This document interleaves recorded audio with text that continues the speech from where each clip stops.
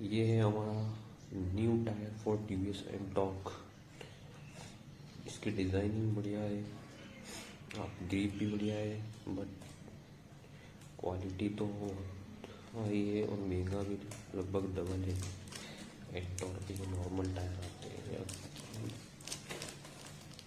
अभी जो परफॉर्मेंस की देखना पड़ेगी, इसकी प्रोफाइल चेंज है। जो एंटॉर्क का जो पुराना टायर था वो 110/18, अभी लोग काफ़ी ज़्यादा ये है 120/17/12, ये उससे ब्रॉड है थोड़ा सा। ये मतलब रियर टायर के लिए बनवाया है, इसकी परफॉर्मेंस चेक करना पड़ेगी। चलो मिलते हैं।